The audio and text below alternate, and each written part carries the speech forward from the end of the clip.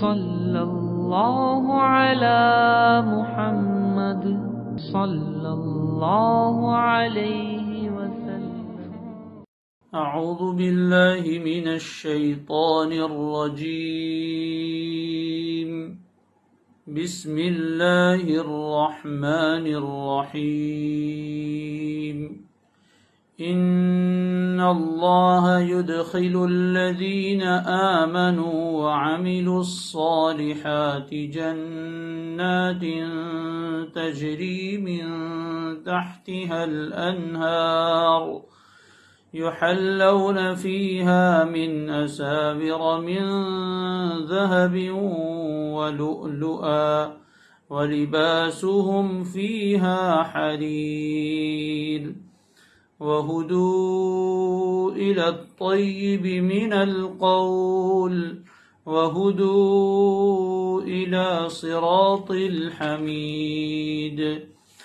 ان الذين كفروا ويصدون عن سبيل الله والمسجد الحرام الذي جعلناه للناس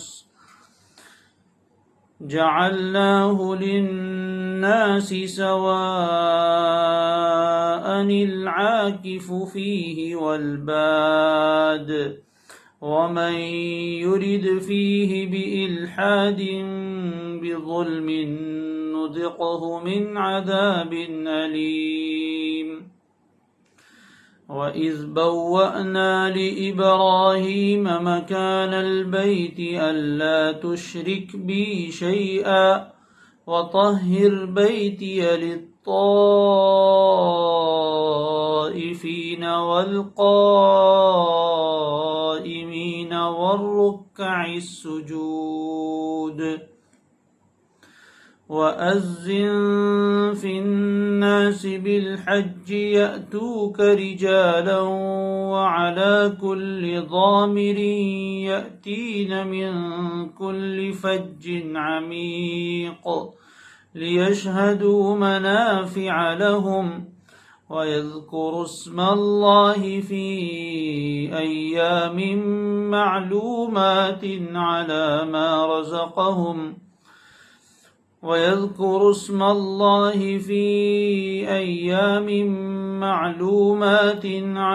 ما رزقهم من بهيمة الأنعام فكلوا منها وأطعموا البائس الفقير۔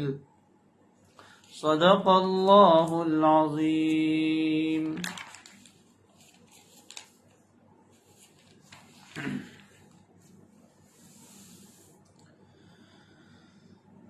اس سے پہلے والی آیات میں اللہ تبارک و تعالی نے اہل حق اور اہل باطل کا فیصلہ فرمایا۔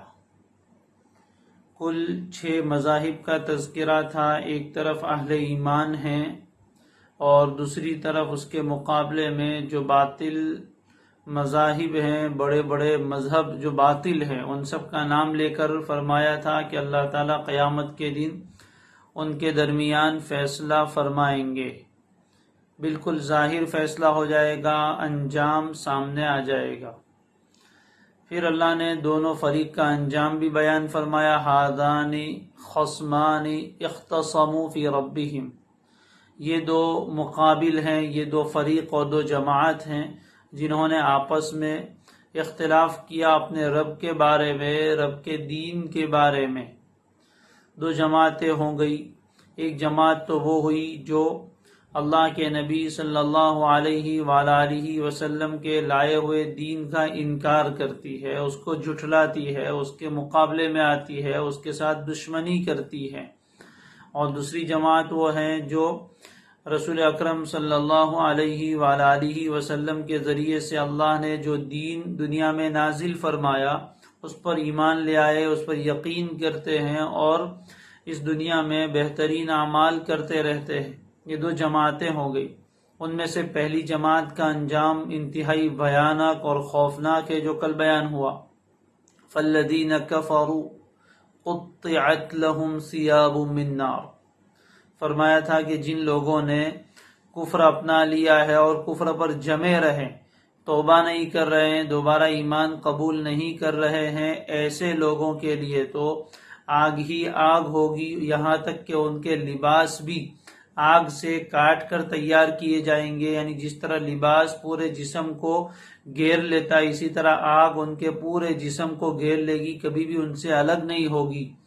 اور اس کے اوپر مزید یہ کہ یصب من فوق رؤوسہم الحمیم، ان کے سروں کے اوپر سے گرم کھولتا ہوا پانی اونڈیلا جائے گا، جو ان کے سر میں سے داخل ہو کر ان کے اندر کے پورے نظام کو تباہ و برباد کر دے گا، پگھلا دے گا اندر کی سب چیزوں کو. یصہر بہ ما فی بطونہم، اور ان کی چمڑیاں بھی جلس جائے گی. آگے فرمایا تھا وَلَهُم مَّقَامِعُ مِنْ حَدِيدٍ، اور مزید اس پر عذاب دینے کے لیے لوہے کے بڑے بڑے ہتھوڑے ہوں گے، جن کے ذریعے سے فرشتے ان کے اوپر ضرب لگائیں گے، انہیں پٹائی کریں گے. اب آگے مزید ان سے کہا جائے گا کہ جب بھی وہ نکلنا چاہیں گے دوبارہ اندر ہی دھکیل دیے جائیں گے، اور زخم پر نمک چھڑکا جائے گا کہ جلنے کا عذاب چکھتے رہو. اس کے مقابلے میں اب اللہ تعالیٰ نے اپنی عادت کے مطابق جب گمراہوں کا اور کافروں کا انجام بیان فرمایا، تو ہدایت یافتہ لوگ اور ایمان والوں کا انجام بھی اللہ ساتھ میں ہی بیان کرتے ہیں، تاکہ حق اور باطل خوب اچھی طرح واضح ہو جائے. اب آگے کی آیت میں اللہ تعالیٰ نے اہل ایمان کا انجام بیان فرمایا. فرماتے ہیں ان اللہ یدخل الذین آمنوا وعملوا الصالحات جنات تجری من تحتها الانہار. اتنی آیت تو اس سے پہلے بھی چند آیات پہلے آ گئی جہاں اہل ایمان کا انجام بیان ہوا تھا، لیکن یہاں مزید اس پر اضافہ ہے. فرمایا یہ بات بالکل یقینی ہے کہ جو لوگ ایمان لے آئے، حقیقی معنی میں ایمان لائے، اللہ کو بھی مانا، اس کے رسول کو بھی مانا، اس کے دین کو بھی مانا، اس کی کتاب کو بھی مانا، اور اس کی تمام باتوں پر یقین کیا، تو یہ بات بالکل یقینی ہے کہ جو لوگ ایمان لے آئے ہیں وَعَمِلُوا الصَّالِحَاتِ، اور جنہوں نے اچھے اچھے اعمال کیے ہیں، نیک اعمال کیے ہیں، ایسے لوگوں کو اللہ یدخل، اللہ انہیں داخل کرے گا. کہاں داخل فرمائے گا اللہ تعالیٰ؟ وہ داخل ہوں گے نہیں، اللہ کی طرف سے انہیں داخل کیا جائے گا. یہ اعزاز ہے، یہ اکرام ہے، یہ عزت افزائی ہے. ان سے نہیں کہا جائے گا کہ داخل ہو جاؤ، بلکہ اللہ کی طرف سے انہیں باقاعدہ داخل کیا جائے گا، پروٹوکول ہوگا. کہاں داخل کریں گے؟ جنات، ایسی جنتوں میں، ایسے باغات میں، تجری من تحتہا الانہار، جن کے نیچے سے نہریں بہتی ہیں. پیچھے بھی آیا تھا کہ نہریں بہنے کا ایک معنی تو یہ کہ خوشنما منظر، بہت بہترین منظر ہوگا اور بہت اچھا سین ہوگا، جس کو دیکھ کر آنکھیں ٹھنڈی ہوتی ہیں، دل کو سکون ہوتا ہے، فرحت و نشاط پیدا ہوتا ہے. تو خوشنما مناظر بھی ہوں گے، جگہ جگہ سے نہریں بہہ رہی ہوں گی. اور دوسرا معنی یہ بھی ہے کہ نہریں ہیں جس کی نتیجے میں ہر وقت وہاں ہریالی اور گرینری رہے گی، کبھی بھی وہاں خشکی نہیں آئے گی. تو ایسے باغات میں، ایسی جنتوں میں اللہ داخل فرمائیں گے انہیں، جن کے نیچے سے نہریں بہتی ہے. وہاں ان کے لیے زیب و زینت کا، آسائش و آرام کا بہترین سامان فراہم ہوگا. فرمایا مزید یحلون فیہا من اساور من ذہب ولؤلؤا.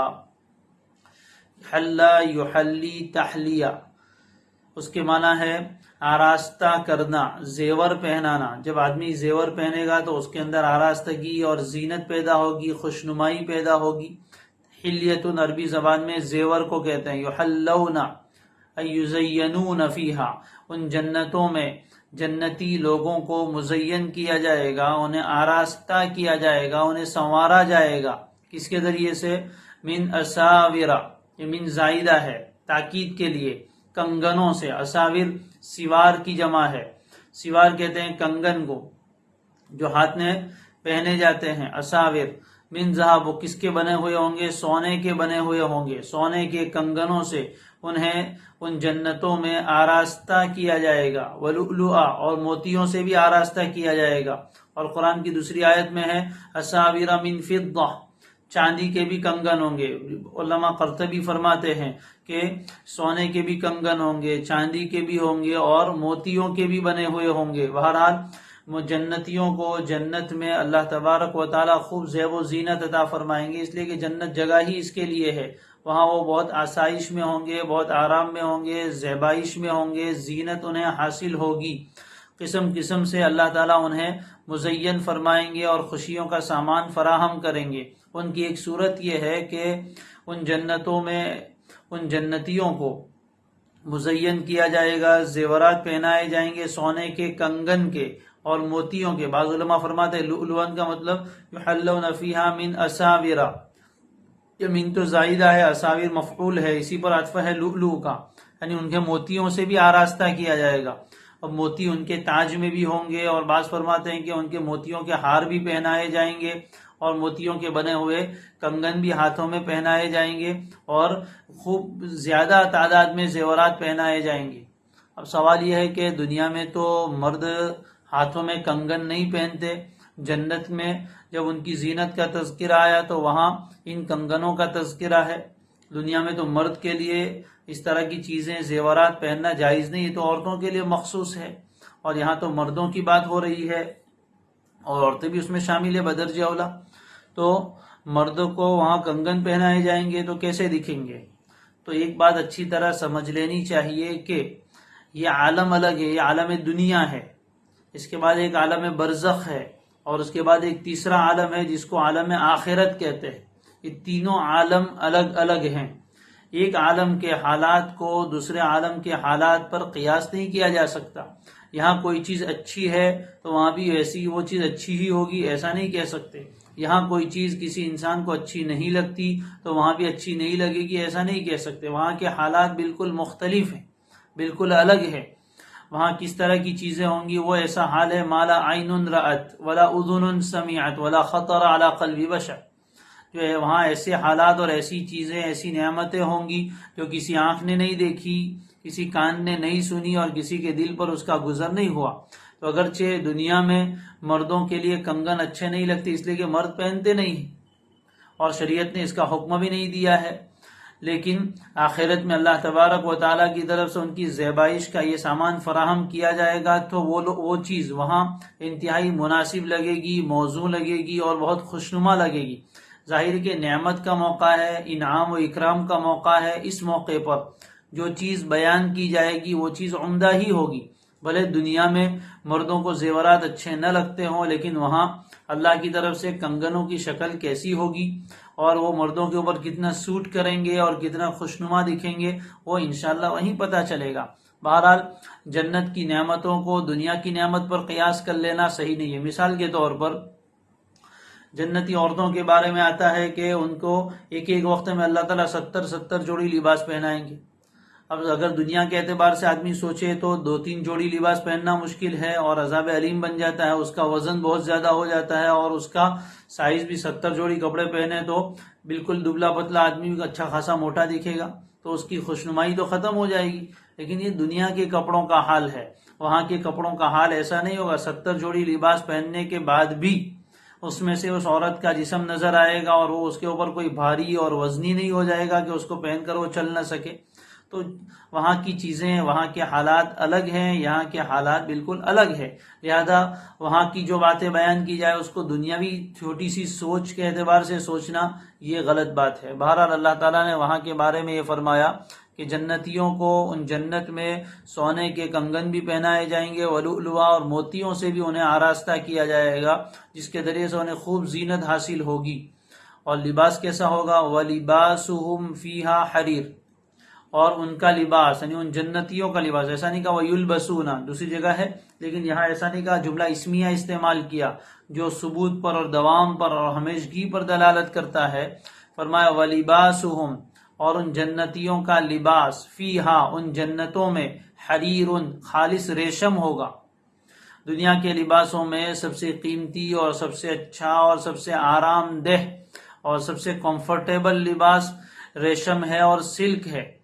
وہ بدن پر بہت ہلکا بھی ہوتا ہے اور اس کے ذریعے سے ٹھنڈک بھی حاصل ہوتی ہے اور وزن بھی نہیں لگتا ہے اور خارش اور کھجلی وغیرہ بھی نہیں ہوتی ہے، اور چمڑی کے ساتھ بہت زیادہ سوٹ کرتا ہے۔ انسانوں کے دماغ میں دنیاوی اعتبار سے یہ بات بیٹھی ہوئی ہے کہ کپڑوں میں سب سے اچھا کپڑا ریشم کا، اگرچہ دنیا میں مردوں کے لیے عام حالات میں ریشم کے کپڑے پہننا جائز نہیں، عورتوں کے لیے جائز ہے، مردوں کے لیے دنیا میں ریشم کے کپڑے پہننا عام حالات میں جائز نہیں ہے۔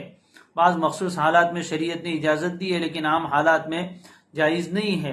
اللہ تعالیٰ جنت میں مردوں کو بھی ریشمی لباس پہنائیں گے۔ ریشم بھی الگ الگ قسم کا ہوگا۔ قرآن میں دوسری جگہ ہے کہ باریک ریشم بھی ہوں گے اور دبیز اور موٹے ریشم بھی ہوں گے۔ مختلف قسم کے ریشم کے لباس انہیں پہنائے جائیں گے۔ اوپر کافروں کا انجام بیان کرتے ہوئے کہا تھا کہ ان کے لباس اور ان کے کپڑے آگ میں سے کاٹ کے تیار کیے جائیں گے۔ اس کے مقابلے میں ان جنتیوں کے اور مومنوں کے لباس ریشمی کپڑے کے انتہائی آرام دہ ہوں گے۔ فرمایا آگے، تو یہ جنتیوں کا انجام بیان فرمایا کہ جو ایمان والے ہیں، جو اعمال صالحہ کرنے والے ہیں، ان لوگوں کو اللہ تعالیٰ ایسی آرام کی جگہوں میں جنتوں میں داخل فرمائیں گے جن کے نیچے نہریں بہتی ہیں، اور وہاں ان کے لیے زیبائش کا اور نمائش کا، آرائش کا بہترین سامان اللہ کی طرف سے فراہم کیا جائے گا۔ یحلون میں بھی غور کرنا ہے، پہنائے جائیں گے، وہ خود نہیں پہنیں گے، اللہ کی طرف سے انہیں پہنایا جائے گا۔ ایک ہوتا ہے خود پہننا اور ایک ہوتا ہے پہنانا۔ جب کسی کا کوئی خاص اکرام کرنا ہو، عزت کرنا ہو، تو اس کو دوسرے لوگ پہناتے ہیں۔ دلہن کو جب تیار کرنے کا موقع آتا ہے تو وہ خود تیار نہیں ہوتی، بلکہ اس کو تیار کیا جاتا ہے، کوئی اس کو زیبائش دیتا ہے۔ اسی طرح ان جنتیوں کو بھی باقاعدہ اللہ کی طرف سے زیورات پہنائے جائیں گے، انہیں تیار کیا جائے گا، انہیں مزین کیا جائے گا۔ یحلون مجہول کا صیغہ ہے۔ اور کس سے؟ اساور، ایک صورت بتائی زیبائش کی، وہ کون سی ہے؟ کنگن، وہ بھی کس کے؟ سونے کے۔ مردوں کے لیے دنیا میں سونا پہننا بھی جائز نہیں ہے۔ بہت سے مرد آج کل انگوٹھیاں پہنتے ہیں اور ہاتھوں میں کڑے پہنتے ہیں، گلے میں چین ڈالتے ہیں سونے کی۔ مردوں کے لیے دنیا میں اللہ نے سونے کو اور زیورات کو حرام قرار دیا ہے۔ عورتوں کے لیے دنیا میں بھی جائز ہے، آخرت میں بھی ملے گا۔ مردوں کے لیے دنیا میں حرام اور آخرت میں اللہ کی طرف سے انہیں اجازت دی جائے گی اور پہنایا جائے گا۔ وَلُؤْلُؤَا وَلِبَاسُهُمْ فِيهَا حریر، ریشم کا بھی یہی معاملہ ہے کہ تمام جنتیوں کو جنت میں ریشمی لباس اللہ کی طرف سے پہنائے جائیں گے، یعنی بہترین قسم کا لباس بھی ان کے لیے ہوگا۔ دوسری روایتوں میں ہے کہ دنیا میں جو مرد ریشم کے کپڑے پہنے گا جنت میں وہ نہیں پہن پائے گا۔ اس کا ایک مطلب تو بعض علماء نے بیان فرمایا ہے کہ وہ جنت میں داخل نہیں ہوگا، جب داخل نہیں ہوگا تو پھر ریشم کے لباس بھی نہیں پہنے گا۔ اور بعض فرماتے ہیں کہ کچھ مدت تک اس کو ریشمی لباس سے محروم رکھا جائے گا اور پھر بعد میں اس کو ریشم کے لباس پہنائے جائیں گے، اور وہ بھی اس وقت ہے جبکہ توبہ کے بغیر مر گیا ہو۔ وَهُدُوا إِلَى الطَّيِّبِ مِنَ الْقَوْلِ وَهُدُوا إِلَى صِرَاطِ الْحَمِيدِ۔ اس سے آگے ایک اور بات بیان فرمائی، ایک اور انعام بیان فرمایا، اور ان لوگوں کی رہنمائی کر دی گئی تھی۔ ہدو، ہدا یہدی ہدایتن، اس کے معنی رہنمائی کرنا، کسی چیز تک پہنچا دینا، دونوں معنی ہوتے ہیں، راستہ دکھانا اور کسی منزل تک پہنچانا۔ ہدو یہ ماضی مجہول کا صیغہ ہے، اس کے معنی وہ پہنچا دیے گئے، ان کی رسائی ہو گئی تھی۔ کس بات کی طرف؟ الی الطیب من القول، قول کے معنی بات اور طیب کے معنی عمدہ، اور ان لوگوں کی رسائی ہو گئی تھی، یہ لوگ پہنچا دیے گئے تھے بہت عمدہ بات تک۔ وَهُدُوا إِلَى صِرَاطِ الْحَمِيدِ، اور ان کی رسائی ہو گئی تھی، انہیں پہنچا دیا گیا تھا ایسے اللہ کے راستے کی طرف جو ہر تعریف کا مستحق ہے، یا انہیں پہنچا دیا گیا تھا ایسے راستے کی طرف جس کی ہر اعتبار سے تعریف کی جائے۔ یہ ہدو دونوں جگہ ماضی کا صیغہ ہے، اس سے حقیقت میں ماضی مراد ہے، یعنی دنیا میں بھی اللہ تبارک و تعالی نے انہیں عمدہ بات کی رہنمائی کی اور ہدایت عطا فرمائی تھی۔ دنیا میں بھی اللہ تبارک و تعالی نے ان اہل ایمان کو، اعمال صالحہ کرنے والوں کو اچھی بات، عمدہ بات کی رہنمائی کی تھی۔ اور طیب من القول، عمدہ بات سے مراد کیا ہے؟ کلمہ طیبہ، لا الہ الا اللہ محمد الرسول اللہ۔ یہ جو کلمہ طیبہ ہے یہ عمدہ بات ہے، سب سے اچھی بات ہے، سب سے پاکیزہ بات ہے۔ اس پاک کلمے کی انہیں رہنمائی کر دی گئی تھی۔ گویا کہ اب یہ بیان کیا جا رہا ہے کہ انہیں جنت کیوں ملی اور جنت کی نعمتیں کیوں ملی۔ اس کی وجہ یہ ہے کہ دنیا میں بھی ان کی زبان پر کلمہ طیبہ جاری تھا، اللہ کی طرف سے انہیں کلمہ طیبہ کی ہدایت دے دی گئی تھی، اس لیے آج وہ اس جنت میں پہنچ گئے۔ وہدوا الی صراط الحمید، اور دنیا میں انہیں وہ راستہ دکھایا گیا تھا جو ہر اعتبار سے قابل تعریف تھا۔ یہ صراط الحمید مرکب اضافی ہے، صراط مضاف، الحمید مضاف الیہ ہے۔ بعض فرماتے ہیں کہ صراط موصوف ہے، یعنی اضافت الموصوف الی الصفت ہے، تو اس صورت میں ترجمہ ہوگا ایسے راستے کی طرف جو ہر اعتبار سے قابل تعریف ہے۔ اس سے مراد صراط مستقیم ہے، سیدھا راستہ ہے، یعنی دین اسلام کی انہیں ہدایت مل گئی تھی اور ان کی رسائی وہاں تک ہو گئی تھی۔ اور بعض فرماتے نہیں، الحمید سے مراد اللہ کی صفت ہے، یعنی صراط اللہ الحمید، وہ ان کی رہنمائی کر دی گئی تھی اس اللہ کے راستے کی طرف جو اللہ ہر تعریف کا مستحق ہے۔ دونوں ہی باتیں صحیح ہے، صراط مستقیم اللہ ہی کا بتایا ہوا راستہ ہے۔ تو ایک قول یہ ہے کہ اس کا تعلق دنیا سے ہے، کہ انہیں یہ جنت اس لیے ملی کہ دنیا میں انہیں ہدایت دی گئی تھی عمدہ بات یعنی کلمہ طیبہ کی، اور ان کی زبان پر اچھی باتیں جاری ہوتی رہتی تھی، اور دنیا میں انہیں سیدھا راستہ دکھا دیا گیا تھا، صراط مستقیم دکھا دیا گیا تھا جو بالکل تعریف کے قابل ہے، اور اس اللہ کے راستے پر وہ آ گئے تھے جو اللہ ہر تعریف کا مستحق ہے۔ اور بعض حضرات فرماتے کہ نہیں، یہ بھی جنت ہی کی نعمتوں کا تذکرہ ہے، یہ بھی جنت ہی کی نعمتوں کا تذکرہ ہے کہ جنت میں اللہ انہیں ہدایت دیں گے، وہ تو آئندہ زمانے میں ہونے والا ہے۔ تو یہاں تو سیگا ماضی کا، پاسٹ کا ہے، تو جواب یہ ہے کہ جو چیز یقینی ہوتی ہے اس کے لیے عربی زبان میں ماضی کا لفظ استعمال کیا جاتا ہے۔ جس چیز کا ہونا بہت یقینی ہو اس کے لیے عربی زبان میں ماضی کا لفظ استعمال کیا جاتا ہے، پاسٹ کا سیگا استعمال کیا جاتا ہے، اس لیے کہ گزشتہ زمانے میں جو ہو گیا وہ یقینی ہوتا ہے۔ جیسے ہم اپنی زبان میں بھی اس طرح استعمال کرتے ہیں، کوئی آدمی کسی کام کے لیے ہم سے کہے کہ میرا یہ کام کر دو، اور 2-3 مرتبہ کہے، تاکید کرے، تو ہم کیا کہتے، ہو گیا، حالانکہ ابھی تو آئندہ کرنا ہے، لیکن اس کے لیے ہم کیا بولتے ہیں، یوں سمجھ لو کہ ہو گیا، یعنی بالکل پکی بات ہے کہ میں کر ہی دوں گا، اس لیے اس کو کیا کہتے ہیں، ہو گیا۔ یہ ہو گیا تو ماضی میں ہوتا ہے، لیکن یہ لفظ استعمال کر کے سامنے والے کو یقین دلایا جاتا ہے۔ یہ ایسا ہی ہے جیسے ہم دعا میں کہتے ہیں جزاک اللہ خیرا، اللہ آپ کو بہترین بدلہ دے، یعنی آئندہ، لیکن اس کے لیے جو لفظ استعمال کیا ہے عربی زبان میں جزا، یہ جزا یہ بھی پاسٹ اور ماضی کا صیغہ ہے، اللہ نے آپ کو بہترین بدلہ دیا، تو ابھی تو بدلہ دینے کی دعا کر رہے ہیں، تو یہ تو صیغہ خبر کا استعمال کیا کہ اللہ نے آپ کو بہترین بدلہ دیا۔ تو اس میں بھی یہی بات علماء نے بیان فرمائی ہے کہ دعا کے سلسلے میں مومن کو یقین ہونا چاہیے۔ تو ابھی میں دعا دے رہا ہوں کہ اللہ آپ کو بہترین بدلہ دے، لیکن مجھے یقین ہے کہ اللہ نے دے ہی دیا، یعنی میں دعا کروں گا اللہ اس کو قبول کریں گے اور ضرور عطا فرمائیں گے، اتنا یقین ہے، اس لیے اس کو ماضی سے تعبیر کر دیا کہ اللہ نے آپ کو بہترین بدلہ دیا۔ اسی طرح اور بھی دعا غفر اللہ لک وغیرہ دعاؤں میں اسی طرح معنی لیا جاتا ہے۔ بہرحال تو یہ جنت کا بیان ہے کہ جنت میں ان جنتیوں کو ہدایت دی جائے گی، رہنمائی کی جائے گی عمدہ باتوں کی۔ ادھر کافروں کے بارے میں کیا فرمایا تھا، ان کے تو فرشتے کیا کہیں گے، ذوقوا عذاب الحریق، جلنے کا عذاب چکھو، اس طرح کی باتیں انہیں سنائی جائے گی جس سے ان کے دلوں کو درد ہو، ان کے دلوں کو تکلیف ہو اور ان کے زخم پر نمک پڑے۔ لیکن ان جنتیوں کو بہترین باتوں کی رہنمائی کی جائے گی۔ وہ کون سی بہترین باتیں ہیں، بعض جگہ قرآن مجید نے بیان بھی فرمایا۔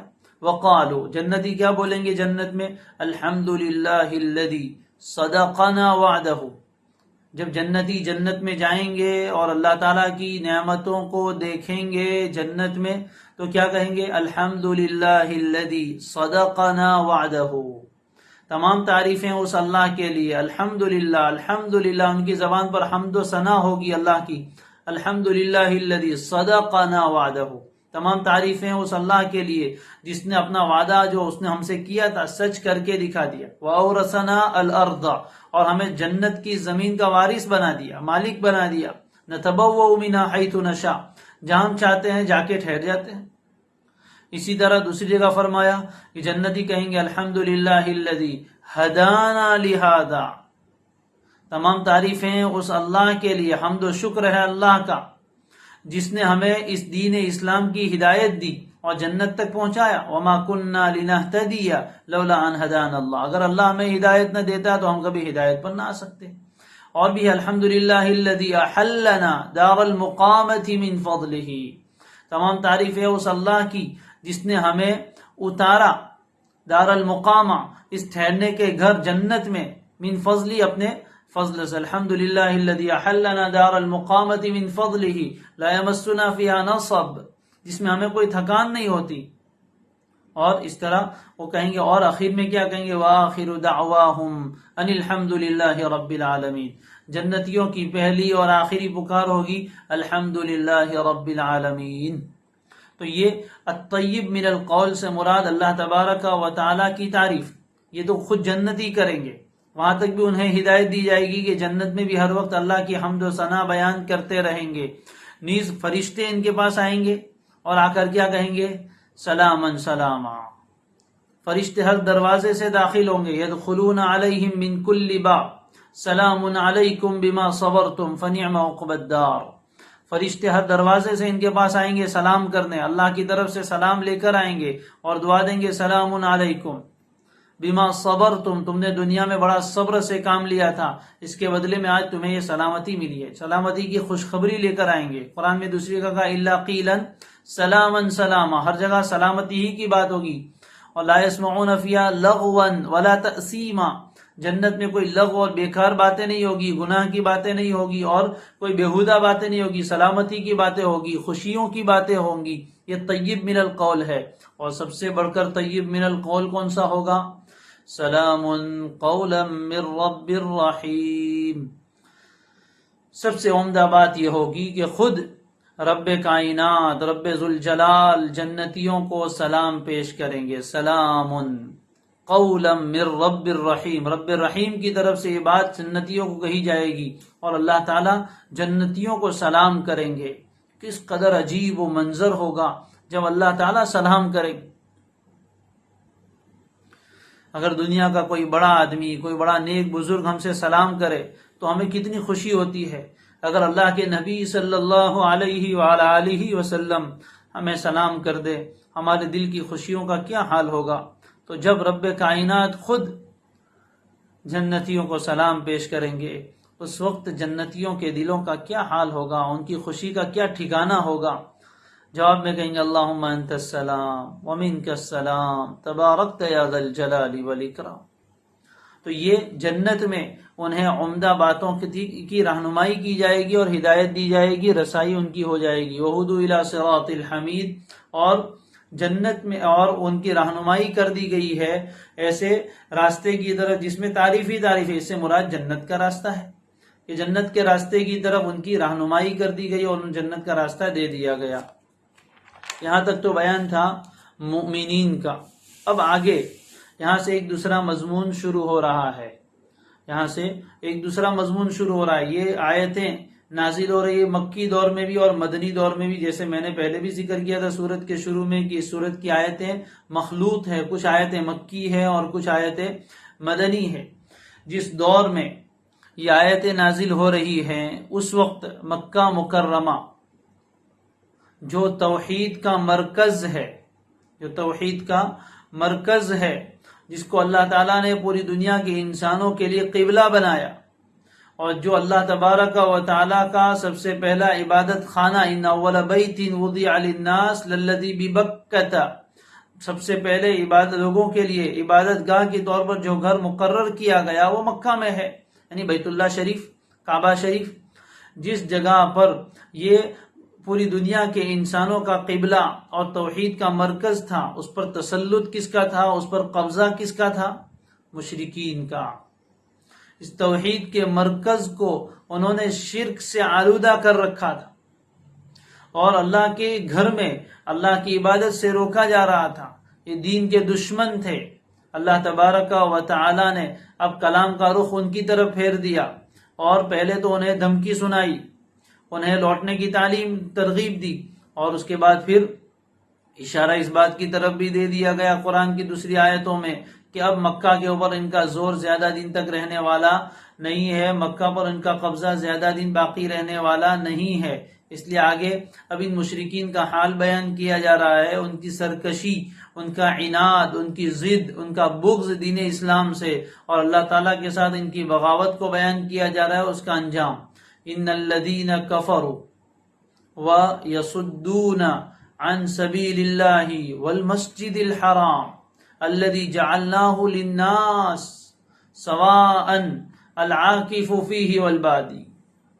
یقیناً جن لوگوں نے کفر اپنا لیا ہے، ان الذین کفروا، یقیناً جن لوگوں نے کفر اپنا لیا ہے، کفر پر جمے ہوئے ہیں، ڈٹے ہوئے ہیں، اتنے حقائق واضح ہونے کے بعد بھی کفر سے باز نہیں آ رہے، کفر سے توبہ نہیں کر رہے ہیں. ان الذین کفروا، جن لوگوں نے کفر اپنا رکھا ہے، ابھی کافر نہیں ہوئے، پہلے سے کافر تھے اور ابھی تک کفر پر جمے ہوئے ہیں، ڈٹے ہوئے ہیں، اور حق کے اتنے واضح دلائل سامنے آنے کے بعد بھی اس حق کو قبول نہیں کر رہے. تو فرمایا ان الذین کفروا، یقین رکھو کہ جن لوگوں نے کفر اپنا رکھا ہے، وہ یصدون، اتنا ہی نہیں کہ خود کافر ہیں، خود گمراہ ہیں، اتنا ہی نہیں، ان کا کفر متعدی ہے، ان کا کفر چیپی روگ کی طرح ہے. جیسے کورونا سب کو پھیل رہا ہے، ایسے ان کا کفر بھی دوسرے لوگوں تک منتقل ہو رہا ہے. کیا کر رہے ہیں؟ وہ خود کفر کر کے اکیلے گھر میں بیٹھے نہیں ہیں. وَيَصُدُّونَ عَن سَبِيلِ اللَّهِ، اور وہ اللہ کے راستے سے دوسروں کو بھی روک رہے ہیں. صد یصدو کے معنی روکنا. وہ کس کو روک رہے ہیں؟ کس کو روک رہے ہیں اس کا بیان نہیں. یصدون، اور وہ روک رہے ہیں کس سے؟ عن سبیل اللہ، اللہ کے راستے سے. اللہ کے راستے سے مراد دین اسلام، اسلام پر آنے سے روکتے ہیں، یعنی اسلام کے راستے میں رکاوٹ بن کر بیٹھ گئے. کس کے لیے؟ دوسروں کے لیے. کس طرح؟ ظاہراً بھی جو ایمان لاتا اس کو تختے مشق بناتے اور اپنے عذاب کا اور اپنی سزاؤں کا نشانہ بناتے، اس پر ظلم و تشدد کرتے تھے. اس طرح بھی روکتے تھے اللہ کے راستے سے. دوسرا روکنے کا ان کا طریقہ یہ تھا کہ لوگوں کے دلوں میں نبی اکرم صلی اللہ علیہ وسلم کی برائی ڈالتے اور آپ کے بارے میں قسم قسم کی باتیں، کبھی جادوگر کہتے، کبھی شاعر کہتے، کبھی دیوانہ کہتے نعوذ باللہ، اور کبھی کاہن کہتے. مختلف باتیں بیان کی جاتی اور قرآن کے اوپر الزامات گھڑتے تھے کہ یہ تو انہوں نے خود بنا لیا ہے. اور باقاعدہ حج وغیرہ کے موقع پر، حج تو پہلے سے ہوتا تھا، حج وغیرہ کے موقع پر دوسرے قبائل سے لوگ آتے تو یہ ابو جہل والا میڈیا کھڑا ہوتا، ابو جہل والا میڈیا کھڑا ہوتا اور لوگوں کے کان میں، قبیلے والوں کے کان میں یہ بات ڈالتے کہ اس کی بات مت سننا، پیغمبر کی باتوں کو سننے سے روکتے تھے. نیز ان کا خود کفر پر جمے رہنا دوسرے لوگوں کے لیے ایمان سے رکاوٹ کا باعث تھا. وہ اس طرح کہ یہ مشرکین مکہ کے جو مشرک تھے وہ کوئی معمولی قسم کے نہیں تھے، بڑے سردار سمجھے جاتے تھے، اور بیت اللہ کے متولی ہونے کے اعتبار سے پورے عرب میں ان کا ایک ہال تھا، ان کا ایک وقار تھا اور ان کا ایک مرتبہ تھا زمانہ جاہلیت سے. اب جب یہ لوگ ایمان نہیں لا رہے تھے تو دوسرے جو کمزور لوگ تھے وہ ایمان لانے سے ڈر رہے تھے کہ اگر ہم ایمان لائے تو یہ بڑے سردار ہیں، ہمیں تکلیف پہنچا سکتے ہیں. دوسری بات یہ بھی کہ وہ لوگ یہ سوچ رہے تھے کہ جن کے یہاں یہ پیدا ہوئے، جس قبیلے کے یہ پیغمبر ہے، وہ قبیلے والے نہیں مانتے تو ہم کیوں مانیں؟ انتظار کرو کہ ابھی یہ مقابلہ ان کا ہوتا ہے، کس کی فتح ہوتی ہے، بعد میں ہم ایمان لائیں گے. چنانچہ اللہ کے راستے سے روکنے کا ہر حربہ اور ہر حیلہ یہ لوگ استعمال کر رہے تھے. کسی جگہ انہوں نے کوئی موقع نہیں چھوڑا، یہاں تک کہ نبی اکرم صلی اللہ علیہ وسلم ہجرت کر کے آپ کے صحابہ کے ساتھ مدینہ منورہ تشریف لے آئے. یہاں بھی انہوں نے دین کے راستے کی رکاوٹیں بند نہیں کی، بلکہ اور زیادہ رکاوٹیں بدر، احد اور یہ خندق وغیرہ سب اسی کے نتیجے میں پیش آئے. بہرحال فرماتے ہیں کہ جن لوگوں نے کفر اپنا رکھا ہے اور وہ اللہ کے راستے سے روکتے رہتے ہیں، اور کس سے روکتے ہیں؟ خصوصاً والمسجد الحرام، اور وہ روکتے ہیں احترام والی مسجد، جس کو مسجد حرام کہتے ہیں. حرام کا معنی احترام والی مسجد، جو مکہ مکرمہ میں واقع ہے، اور بیت اللہ کے ارد گرد جو مسجد ہے اس کو مسجد حرام کہتے ہیں. اور وہ لوگ روکتے رہتے ہیں کس کو؟ لوگوں کو، مسلمانوں کو، توحید کے پرستاروں کو. کس سے روکتے ہیں؟ والمسجد الحرام، اس مسجد حرام سے. الذی جعلناہ للناس، جس مسجد حرام کو ہم نے تمام لوگوں کے لیے بنایا ہے. یہ کسی ایک قوم کے لیے، کسی ایک ملک کے لوگوں کے لیے نہیں ہے، بلکہ مسجد حرام تو للناس، پوری انسانیت کے لیے اللہ نے بنائی ہے.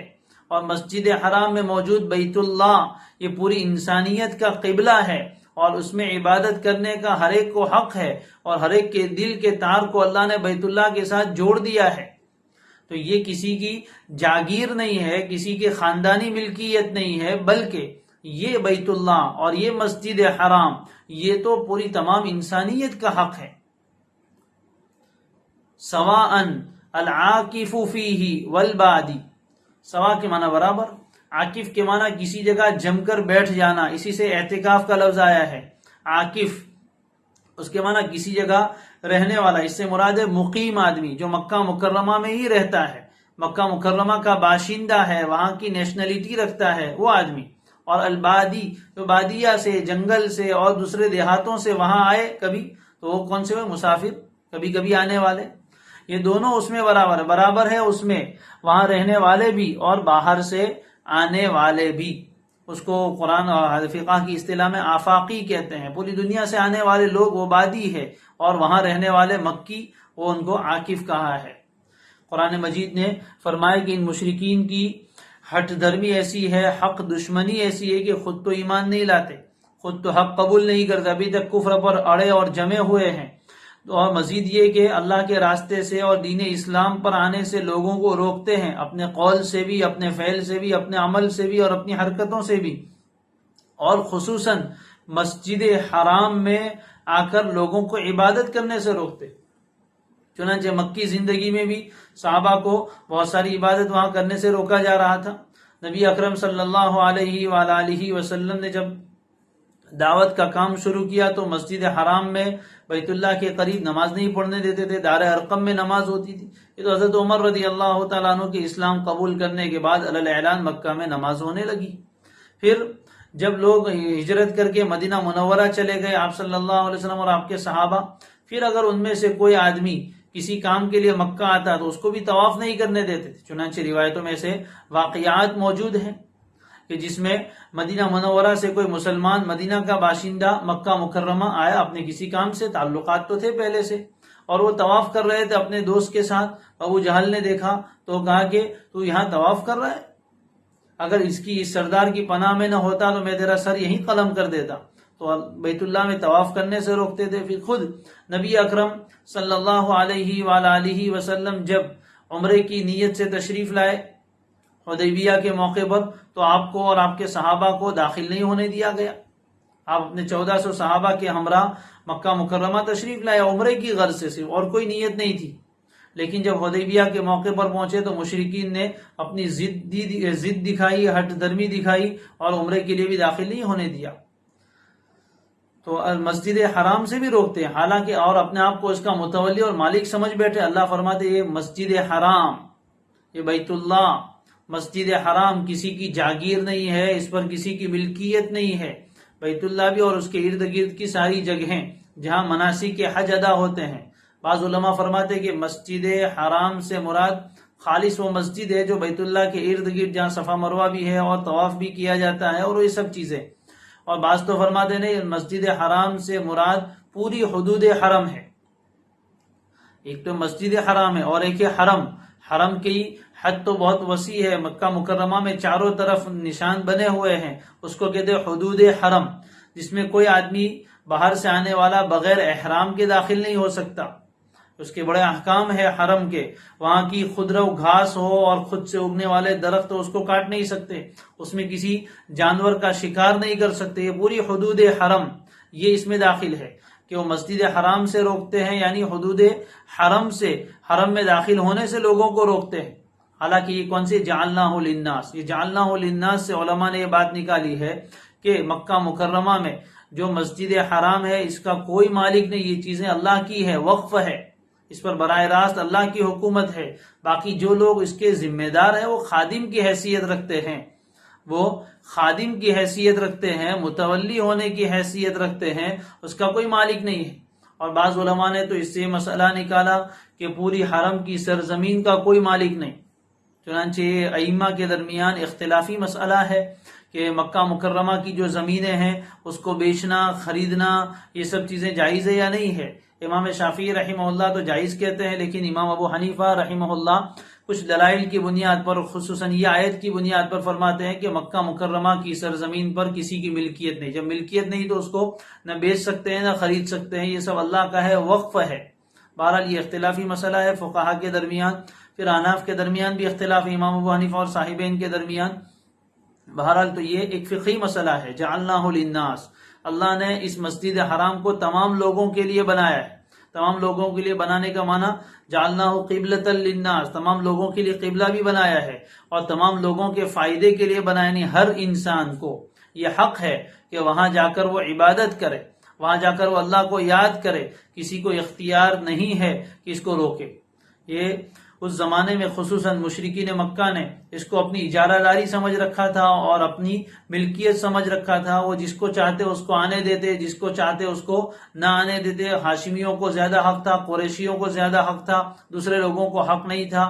اور بھی بہت ساری چیزیں انہوں نے اپنی طرف سے گڑھ رکھی تھی. اللہ نے فرمایا ایسا نہیں ہو سکتا، ان چیزوں پر کسی کا قبضہ نہیں. مسجد حرام میں کسی کو آنے سے روکنا یہ اللہ تبارک و تعالی کے گھر میں آنے سے روکنا ہے، دین سے روکنا ہے. یہ مجرمانہ کام ہے، اس کی ہرگز گنجائش نہیں ہے. جس طرح مشرکین مکہ نے حضور اکرم صلی اللہ علیہ وسلم اور صحابہ کو عمرہ کرنے سے روکا، طواف کرنے سے روکا، تو اسی طرح جو بھی لوگ اس طرح کا کام کرے یہ اللہ تبارک و تعالیٰ کو پسند نہیں ہے. اس لیے کہ اس گھر کو اللہ نے لوگوں کی عبادت کے لیے بنایا اور فرمایا سواء العاکف فیہ والبادی، اس میں وہاں کا باشندہ جو مستقل مکہ میں رہتا ہے، وہاں کی نیشنلٹی رکھتا ہے، وہ بھی برابر کا حق رکھتا ہے اور باہر سے آنے والا بھی برابر کا حق رکھتا ہے. وہاں کے لوگ یہ نہیں کہہ سکتے کہ ہم یہاں کے متولی ہے، ہمارا حق مقدم ہے اور تم باہر سے آئے ہو تمہارا حق نہیں. نہیں، عبادت میں اور یہاں ٹھہرنے میں اور یہاں رہ کر عبادت کرنے میں سب کا حق برابر سرابر ہے. کسی کو کسی پر فوقیت نہیں، نہ عربی کو عجمی پر، نہ گورے کو کالے پر،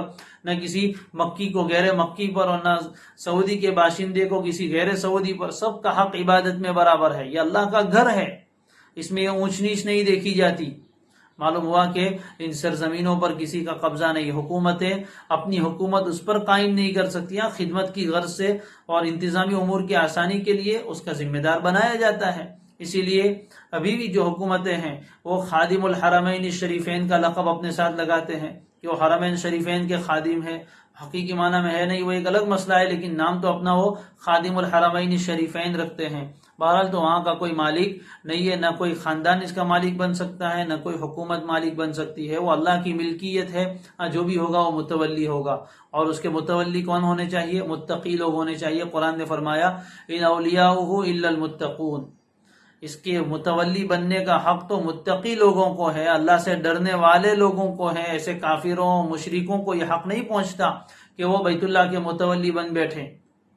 چنانچہ اس آیت میں اشارہ دے دیا گیا تھا کہ اب یہ تولیت بیت اللہ کی تمہارے ہاتھ میں زیادہ دن تک رہنے والی نہیں ہے. چنانچہ جب مکہ مکرمہ فتح ہوا تو ان کے ہاتھوں سے بیت اللہ کی تولیت نکل گئی اور ایمان والوں کے ہاتھ میں آ گئی.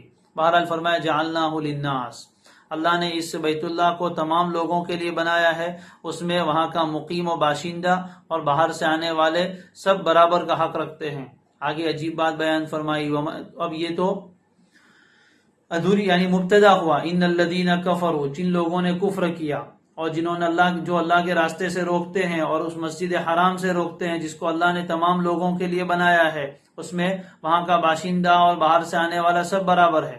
جو لوگ ایسا کرتے ہیں ان کا کیا، ان کا انجام کیا؟ یہ خبر محذوف ہے. یہ مبتدا ہوا پورا. ان کا اسم ہے، الذین کفروا سے لے کر البادی تک، اس کی خبر محذوف ہے. خود ہی سمجھ میں آ رہی ہے کہ جو لوگ یہ جنہوں نے کفر پر جمع ہیں اور اللہ کے راستے سے اور مسجد حرام سے لوگوں کو روکتے ہیں، ہم انہیں سخت ترین عذاب چکھائیں گے. یہ خبر محذوف ہے. جو لوگ ایسے کام کرتے ہیں ہم انہیں سخت ترین عذاب چکھائیں گے. بہت سی مرتبہ خبر کو محذوف کر دیا جاتا ہے. یہ بھی بلاغت کا ایک طریقہ ہے، اس لیے کہ آگے پیچھے کی آیتوں سے یہ بات سمجھ میں آتی ہے اور حذف کر دینے میں زیادہ مبالغہ ہوتا ہے اور کئی باتیں نکال سکتے ہیں. جو لوگ کفر اپنائے ہوئے ہیں اور راہ خدا سے اور مسجد حرام سے لوگوں کو روکتے ہیں، ہم انہیں سخت ترین عذاب چکھائیں گے، ہم انہیں یہاں سے نکال باہر کریں گے. کوئی بھی معنی لے سکتے ہیں. آگے والی باتوں سے سمجھ میں آتا ہے وَمَن يُرِدْ فِيهِ بِإِلْحَادٍ بِظُلْمٍ نُذِقْهُ مِنْ عَذَابٍ أَلِيمٍ. آگے بات بیان فرمائی. اور جو بھی کوئی آدمی فیہ اس مسجد حرام میں، حدود حرم میں ارادہ کرے گا، یرید صرف ارادہ، کس چیز کا؟ الحاد۔ الحاد کہتے ہیں کج روی کو، ٹیڑھی چال کو۔ الحاد کے معنی کسی چیز کی طرف مائل ہو جانا، اسی لیے جو لحد قبر بناتے ہیں اس کو لحد کہتے ہیں۔ لحد کے معنی وہ قبر جو بغلی قبر ہوتی ہے، یعنی اس کو اوپر سے کھودا جاتا ہے اور پھر قبلے کی جانب اندر کی طرف اس کو تھوڑا کھود کے جگہ بنائی جاتی ہے، اس کو لحد کہتے ہیں۔ اس میں میلان ہوتا ہے، ایک طرف کو جھکنا۔ تو جو بھی کوئی آدمی دین اسلام سے کسی اور طرف مائل ہوگا، شریعت کی تعلیمات سے کسی اور طرف مائل ہوگا، جو بھی کوئی آدمی اطاعت سے، نیکیوں سے گناہوں کی طرف مائل ہوگا، الحاد کے معنی کجی، ٹیڑھا پن اور دین میں کجی نکالنا، جو بھی کوئی آدمی اس مسجد حرام میں ارادہ کرے گا کج روی کا، ٹیڑھے پن کا، ظلم کرتے ہوئے، اور الحاد کا معنی خلاف دین کوئی کام کرنا، شریعت کا جو حکم ہے اس سے ہٹ کر کوئی دوسرا کام کرنا، جو بھی کوئی آدمی اس میں یعنی اس مسجد حرام میں ظلم کر کے خلاف دین کوئی کام کرنے کا ارادہ کرے گا، ہم اسے دردناک عذاب چکھائیں گے، ہم اسے دردناک عذاب چکھائیں گے۔ علماء نے بہت سخت وعید سمجھا ہے اس کو، صرف ارادہ کرے، یعنی اس مسجد حرام کو اللہ نے عبادت کی جگہ بنایا ہے، اس مسجد حرام کو اللہ نے اطاعت کی جگہ بنایا ہے، اللہ کے شعائر میں سے ہیں، اللہ کی نام لگی چیزیں ہیں، بہت احترام والی سرزمین ہے، یہ مسجد حرام ہے۔ دنیا کی ہر مسجد احترام کی جگہ ہے، لیکن یہ تو سب سے زیادہ احترام کے قابل ہے، یہاں نمازوں کا ثواب بہت بڑھا دیا جاتا ہے، لاکھوں میں پہنچتا ہے۔ وہیں ایسی سرزمین پر جا کر، ایسے اللہ کے گھر کے قریب جا کر کوئی گناہ کرنا، خلاف شریعت کوئی کام کرنا اور بیت اللہ کے مقاصد کے خلاف کوئی کام کرنا، یہ جرم بھی اتنا ہی بڑا ہے۔ جو آدمی گناہ کرنا تو درکنار، صرف گناہ کا ارادہ کرے وہاں جا کر، اس کو بھی اللہ تعالیٰ نے دردناک عذاب کی وعید سنائی ہے۔ اس لیے علماء نے لکھا ہے کہ جس طرح حرم میں جا کر نیکی کرنے کا ثواب بہت بڑھ جاتا ہے، ویسے ہی وہاں گناہ کرنے کا عذاب بھی بڑھ جاتا ہے۔ دوسری جگہوں پر تو اگر کوئی انسان گناہ کرے تو گناہ لکھا جاتا ہے، گناہ کا ارادہ کرنے پر گناہ نہیں لکھا جاتا۔ حدیث شریف میں ہے کوئی آدمی نیکی کا ارادہ کرے تو اس کے لیے ایک نیکی لکھ دی جاتی ہے، اور پھر نیکی کرے تو اس کے لیے 10 گنا ثواب لکھا جاتا ہے کم از کم، اور اس سے آگے بھی جیسا اخلاص اور جیسا عمل۔ لیکن برائی کرے، برائی کا ارادہ کرے تو اس کے لیے برائی نہیں لکھی جاتی۔ ہاں، جب برائی کا ارتکاب کرے گا تب جا کر برائی لکھی جائے گی، لیکن حرم کا معاملہ الگ ہے، وہاں صرف برائی کا ارادہ کرنے پر بھی گناہ لکھا جاتا ہے۔ یہ حدود حرم ہے، اور خصوصاً بڑا الحاد کیا ہے، بڑا ظلم کیا ہے۔ اللہ تبارک و تعالیٰ تو یہ فرماتے ہیں کہ مسجد حرام اللہ کی خالص عبادت کی جگہ ہے، کوئی آدمی اس میں دین کے خلاف کام کرنے کا ارادہ بھی کرے گا تو اس کو دردناک عذاب چکھائیں گے۔ ان مشرکین نے تو دین کا سارا ستیاناش کر ڈالا اور دین کی ساری شکلیں بدل ڈالی۔ جس بیت اللہ کو، جس مسجد حرام کو اللہ نے توحید کا مرکز بنایا تھا، آگے آ رہا ہے حضرت ابراہیم کے ذریعے سے اللہ تعالیٰ نے اس کو توحید کا مرکز بنایا تھا، مشرکین نے اس کی یہ گت بنائی کہ اس میں 360 مورتیاں رکھی، اور اس کو توحید کا مرکز بنانے کے مقابلے میں شرک کا مرکز بنا دیا، جگہ جگہ اس میں مورتیاں نصب کی اور اس میں شرکیاں کام کرنے لگے۔ اس سے بڑا الحاد کیا ہوگا، اس سے بڑی بے دینی کیا ہوگی، اس سے بڑی کج فہمی اور کج روی کیا ہوگی، اس سے بڑا ٹیڑھا پن کیا ہوگا۔ اس لیے ہر طرح کے الحاد سے، ہر طرح کی کجی سے اور ہر طرح کے خلاف شریعت کام سے آدمی کو خوب بچنا چاہیے، خصوصاً وہاں مسجد حرام میں۔ اور یہاں اشارہ ہے مشرکین کی طرف کہ وہ لوگ اس میں الحاد چاہتے ہیں، بے دینی چاہتے ہیں، کج فہمی اور کج روی چاہتے ہیں، ایسے لوگوں کو تو ہم دردناک عذاب چکھائیں گے۔ چنانچہ اللہ تعالیٰ نے ایسے لوگوں کو دردناک عذاب بدر میں بھی چکھایا، احد میں بھی چکھایا، اور آخرت کا عذاب اپنی جگہ باقی ہے۔ اللہ تبارک و تعالیٰ مسجد حرام تک ہمیں رسائی عطا فرمائے۔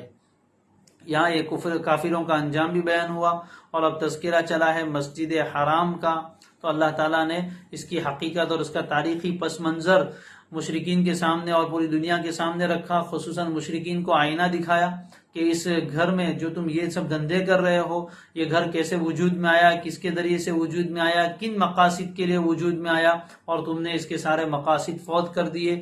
اب تم اس قابل نہیں ہو کہ اس بیت اللہ کا متولی تمہیں رہنے دیا جائے، ضرورت ہے اس نظام کو بدلنے کی۔ اب اس پر ایسے لوگ حکمران بن کر آئیں گے جو اس کی توحید والی حالت کو برقرار رکھیں گے پہلے کی طرح، اور اس کو دوبارہ توحید کا مرکز بنائیں گے۔ چنانچہ آگے کی آیت میں انہی باتوں کو بیان کیا ہے۔ سبحان اللہ وبحمدہ، سبحانک اللہم وبحمدک، نشہد ان لا الہ الا انت ونستغفرک ونتوب الیک۔